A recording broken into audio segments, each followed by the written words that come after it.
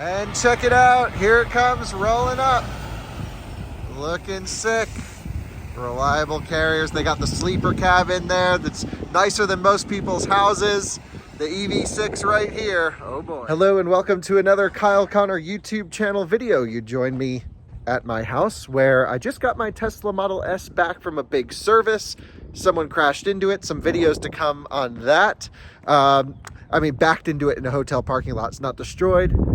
The Rivian I have to give you a big service update on, but I'm holding the keys to a Kia EV6 GT because we got some errands to run today. We got cars being dropped off on transporters. Stuff is going on. So let me tell you about all the craziness and what we're up to. And starting out, check this thing out. This, if I can unlock it. I like the Kia keys because the buttons are on the side, out of focus, but you get the idea. This is the Kia EV6 GT. It's got the lime green brake calipers. It is bright red. And, oh dang, look at this thing coming by. Looking nice. Old Chevy truck, love to see it. And 570 horsepower, all-wheel drive, all the crazy good stuff. It's got bucket seats. So they have the GT line, but then this is the full GT. Take a look at this. Looking spicy. And so far, sort of have a love-hate with this thing. So we're on. We got physical buttons for heated seat, heated steering wheel. But then to adjust the climate control, you got to go here, and then you can change the temperature. But then if you're like, oh, the music's too loud, let me turn it down. And then you're like, oh, ice cold. Because the same button controls volume and temperature, and it's awful. And I've been complaining about that since years now. I left the car at 27% state of charge because I want to do some charge testing with it. And we got a lot to do. So let me explain what's on the truck, where we're going right now, and we're going to drive the GT. Now, the weird thing with the EV6 GT is to get maximum power output, which is a little bit weird. We have to go through here. You got to scroll. And this is the only place I think I can find this menu, max power output. The car has to be above 70% when starting the car. So I haven't actually had it up that high. And I'll tell you, at low state of charge, it does not feel fast at all. Like, this thing is so battery limited, which tells me they're really eking everything out of the battery pack, which is kind of cool, but also kind of annoying. So Colton drove it with a 75% state of charge and said it ripped, but I'm going to do some charge testing maybe today. We'll try that out. Into drive, we're on our way to Zach's house. So just pulling out on the street here in the EV6 GT. I'll have a full driving review, of course, on out-of-spec reviews, but man, with a cold battery and 26% state of charge, this thing, it's not fast. It feels really slow. I'm like, it's just like my smart car.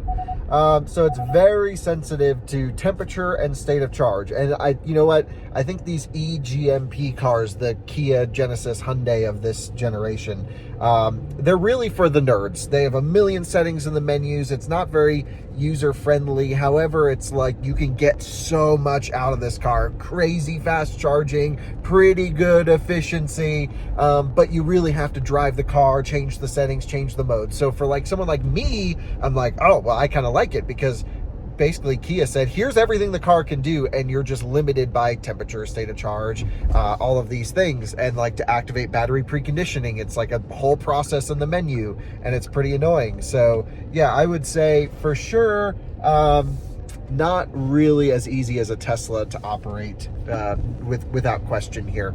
So basically, we are heading over to Zach's house at the moment to get an OBD reader, because for some of the testing, I need to know temperature data and some other things. So having an OBD reader will really help us evaluate the entire car. And so I lost all of mine. So I ordered them on Amazon, but they won't be here until tomorrow. And I want to do some charge testing today, not only with this car, but with a delivery we're about to get directly from Ford in Michigan in just a few minutes. I'll show you that in just a few. It's going to be freaking awesome. One thing I really need to spend a little bit more time with in this car is figuring out the efficiency. 1.8 miles per kilowatt hour, just cruising around town slowly Again, the heater's on, not crazy hot. What am I at? 74 on the lowest form of auto. I'm in normal drive mode where it should disconnect the front axle a little bit if we're cruising. Let's take a look. No disconnect under cruising, really? It definitely does in eco mode, so let's go to eco. Wow, the throttle position change. Eco mode, go away. So what the heck? I saw it disconnect in eco mode recently. I don't know. Maybe it's because we're going too slow. They don't want to do reconnects and disconnects at low speed. Oh, I know why. I'm in I pedal. Ah, dummy. It will not disconnect in I pedal. So maybe I pedal is not the efficient setting. But yeah, so now we're in rear wheel drive. So if I go to normal now, will it disconnect? Let's see. It should. Yeah, there we go. Disconnect, then hard throttle, it reconnects. Anyway, there's Zach's Ioniq 5. I'm stealing his OBD adapter so we can get all the data on the EV6. And man, the steering wheel gets toasty, but only in certain places. It's cold right here and then really hot right there. All right, well, let's go find a place to park up. And yep, we'll say hey to Zach and get the adapter and head on to the next project. Zach. Hey, what's up, man? What's your opinion on this thing? Look at the seats. Dude, well, I mean, outside it looks cool.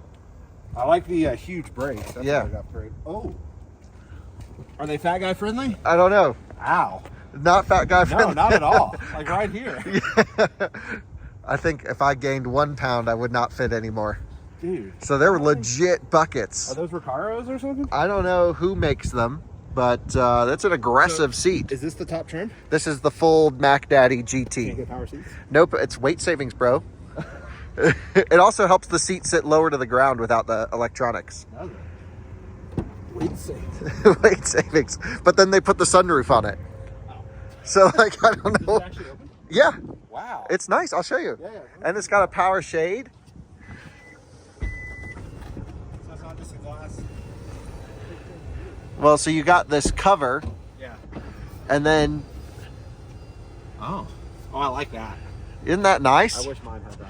You cannot get that on the Ioniq 5. Only Big glass roof. you get the big glass roof on the Limited. It doesn't do anything. But let's look at the brake size difference, because this is probably the same brakes that are on the, Spinner wheels. yeah, what the heck's going on with these wheels, dude? So Yeah, they're totally, small. yeah, totally different brake size Trunk is smaller though. on the EV6. Yeah. Smaller trunk. What's in that little bag? Do you know? Oh, that's the flat tire kit. Oh, flat tire kit. Okay. Yeah, mine has that too. It's on some aggressive summer Goodyear SUV tires. It's got the V to L. V2L. Oh, Is what that a the jack? heck? What? Oh. What? Weight savings, can't get power seats, but Is that a chassis brace?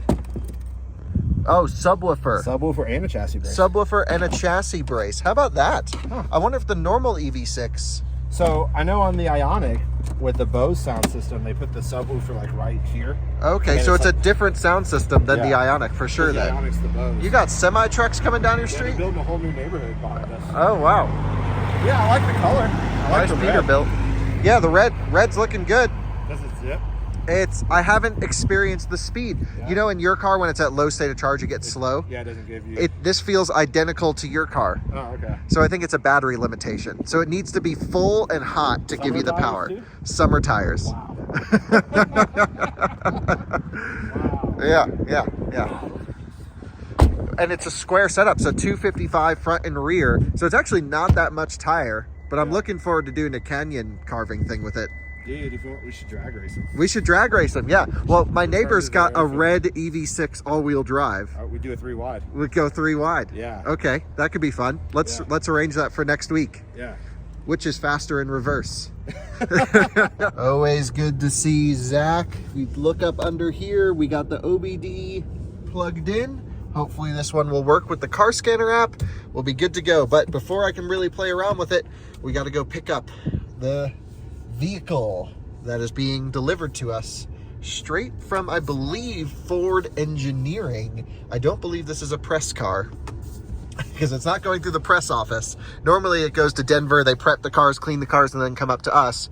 In this case, this is literally being sent to us straight from the Ford offices in Michigan and bypassing all the review stuff that everything normally goes through. So I'm pretty excited about it. Let's go pick it up. And there it is, good old Reliable Carriers. Guys, we are not sponsored by Reliable. I'd love to be. Just in my experience of shipping cars across the country, it sucks. You deal with the worst drivers, the biggest pain in the butt, but Reliable is expensive, but they're enclosed.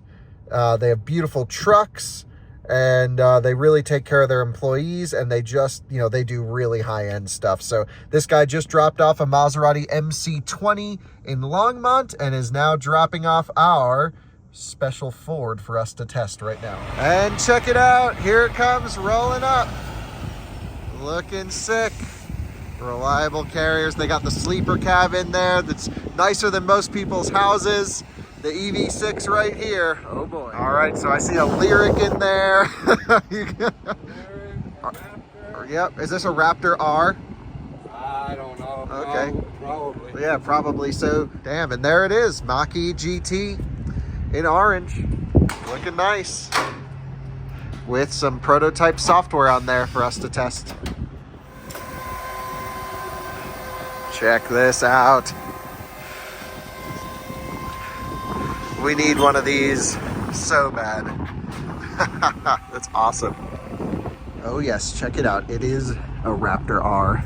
The R is right there. So we'll probably drive this truck out somewhere, or one similar, one of the press trucks. Lyric up there. So cool. So cool. They're just unloading the Mach-E. And here it comes, Mach-E GT non-performance. I haven't told you why this car is coming. Maybe I'll tell you in a second. But this is pretty exciting that we were one of the only selected to share this story with you guys.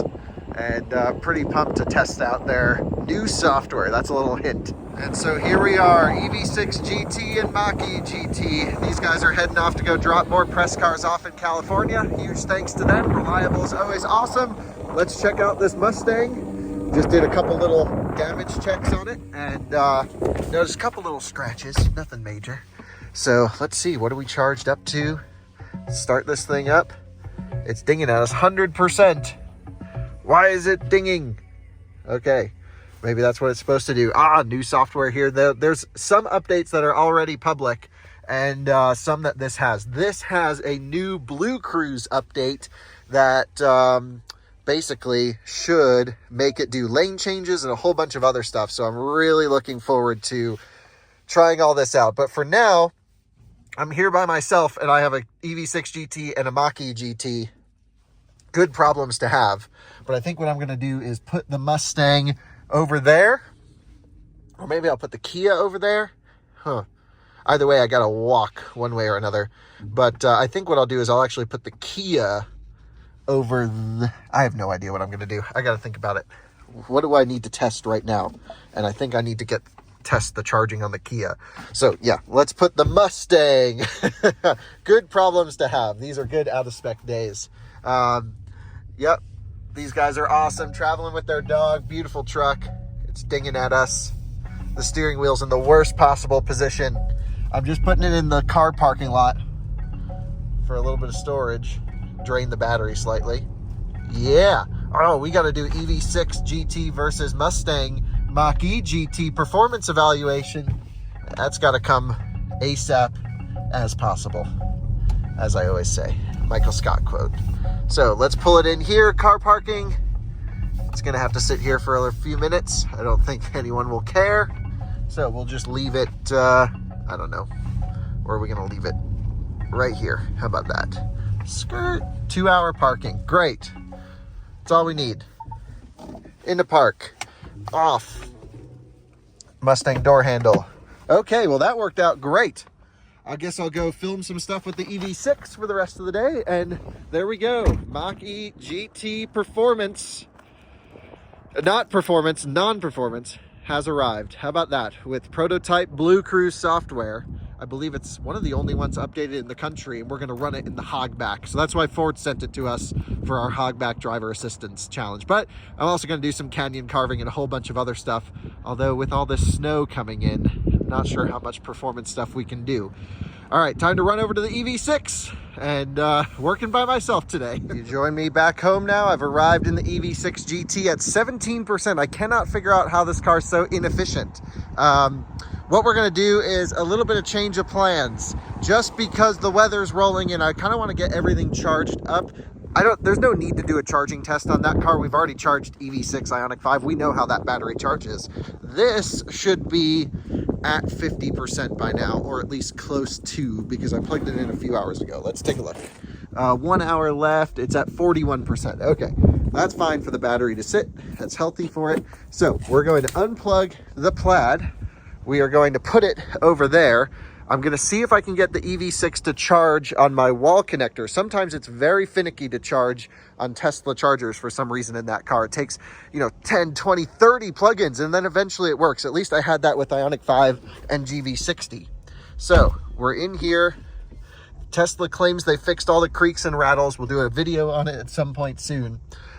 Hopefully I can get that car charging on a level 2. Otherwise I'll have to put it on a fast charger downtown, which I really don't want to do. Not one creak. Wow, it's like a whole new car. And then the snow is coming in, and what the heck, it's not supposed to snow. All of the cars are on summer tires right now. At least all the test cars.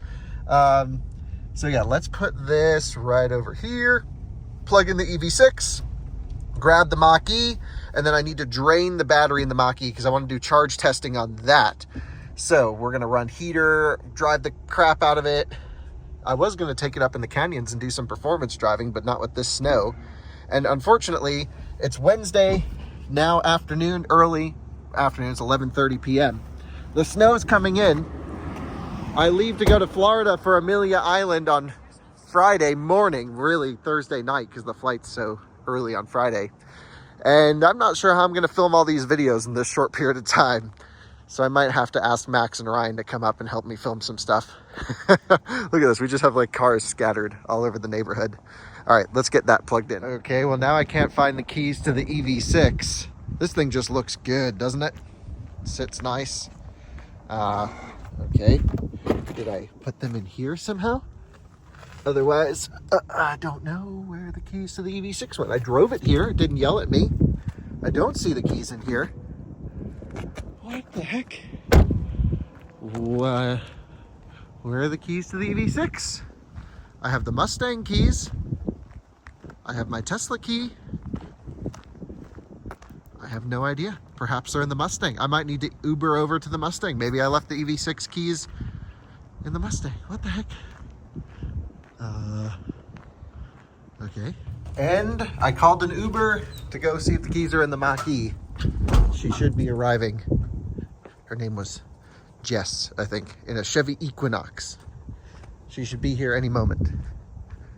As in, there she is, coming down the road. All right, let's go see if the keys are in the Mach-E. Another typical out-of-spec situation. We always lose keys. Need to air tag on all the press cars. And here we are, we have arrived. Thank you so much. This is Serena, by the way, 140,000 miles on it. And now we are getting into the Mustang. So are the Kia keys in here? No. What on earth? I have no idea where they could have gone. Crazy. Okay, well, we're on. I don't know why it dings so much. We're on automatic. I think I can now do this. Yeah, check this out. So this, I believe, is all public release. What may not be public release is, let's see what's going on here. Charging menu. Screen's flickering. Oh, check this out. They got a slider in here. What? Really? Is it actually? I don't know. Maybe because it's charged, we can't go back. That wouldn't make sense. I got to play around with it, but that looks different than what I've seen. But here we want to go driver assistance, cruise control, lane keeping system, cruise control, lane centering. I don't actually know, but it should do lane changes and have all this stuff. So auto hold on, into reverse. Let's go drive it, and I'll play around with all the software here in a little bit. But sounds good. Has been a long time since I've actually driven Mach-E. I've done a lot of miles in Mach-E, but not on the newer software version. So big thanks to Ford for sending this out and letting us play around with their updates. Let's head back home and we got to look for Kia keys. Okay, a good update here. I picked up the Mach-E, put it over there. Man, that thing drives great. The battery's cold, so power limited, but I got a lot to play around with that. I got to figure out battery preconditioning, all that stuff. New updates there. I just backed the EV6 in, which means I found the keys. The keys were inside the EV6. They were just right behind the cup holder, and the car didn't recognize they were inside at all. So all that nonsense for nothing. I guess we had to get the Mach-E anyway. But we're plugged in, and on the first go, it's charging here on the wall connector. Never had that happen before with an eGMP car. So it's very possible that new software makes it talk better. So we'll let this juice up. I'm gonna go work on draining the Mach-E and making some videos with that. But with that said, I think that's the end of the vlog. We got an OBD adapter, and we got our special delivery from Ford with the new Blue Cruise update and Sync 4.1, I think. I need to actually research that stuff before I film the video. So I'll be browsing the Mach-E forums, learning about all the anticipated stuff, all the questions people want to know, and then of course we'll be filming with all of our testing. So thanks so much for watching another Kyle Connor YouTube channel video. See you in another one soon. Bye-bye.